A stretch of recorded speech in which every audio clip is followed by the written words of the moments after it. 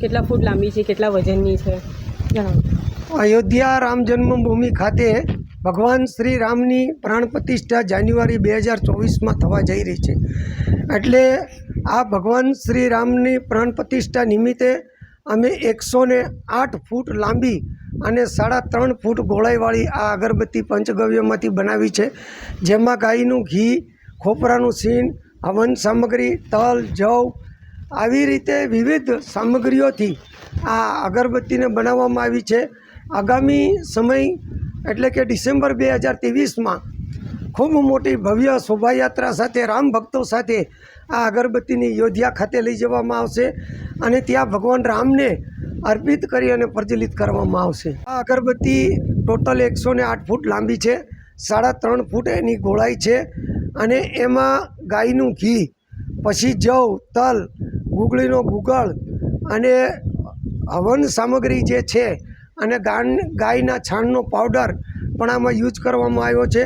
એટલે આમ આપણે ટોટલ ગણતરી કરવી તો 3400 કિલો જેવું મટીરિયલ આની અંદર ઉપયોગ થશે। આખું મટીરિયલ જે હવન સામગ્રીનું જે મટીરિયલ છે એ અમારે ગાયત્રી પરિવાર છે એ અમને વેચાતું આપે છે અને બીજો જે ગુગળ છે એ કમાટથી આવે છે અને ગાયનું ઘી પણ અમે શું છે કે આમ ચોખ્ખું ઘી મળતું નથી ક્યાંય।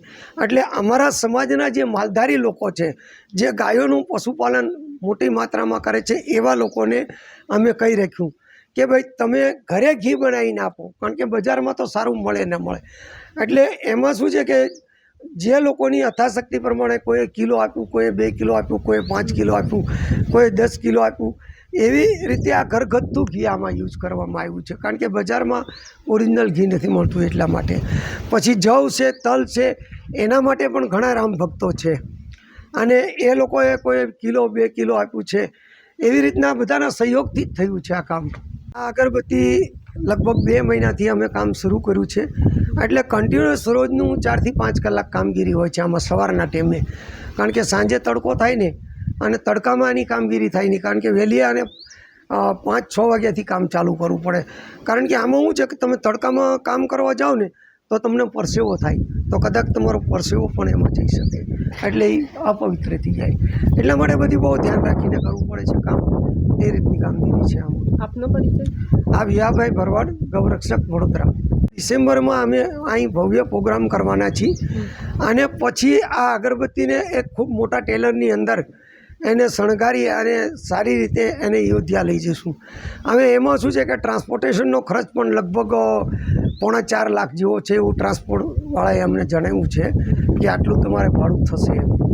તો એ કોણ ચૂકવશે? ના, એના માટે તો શું છે કે અત્યારે માલધારી સમાજ પણ ઘણો આટલો મોટો છે, જેમાં માલધારી સમાજ છે, ભરવાડ છે, ચારણ છે, ગઢવી છે, આહિર છે અને યત્તર જે રામને માનવાવાળા લોકો છે એ પણ આમાં સહયોગ આપવાના જ છે બધા। અને ઘણા લોકો અત્યારે અમને સામેથી પણ ફોન કરીને કહે છે કે તમારે કંઈ પણ જરૂરત હોય તો અમને કહેજો।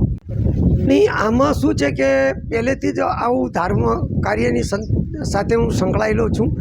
અગાઉ પણ આમાં 2 થી 3 મેં અગરબત્તીઓ આવી બનાવી છે અને જ્યારે ભગવાન શ્રી રામની પ્રાણ પ્રતિષ્ઠા થવા જઈ રહી હોય ત્યારે મને એવો વિચાર આવ્યો કે ખરેખર આપણે પણ આવી એક અગરબત્તી ભવ્ય મહાકાય અગરબત્તી બનાવી અને અયોધ્યા લઈ જવી જોઈએ અને ભગવાન શ્રી રામને અર્પિત કરવી જોઈએ।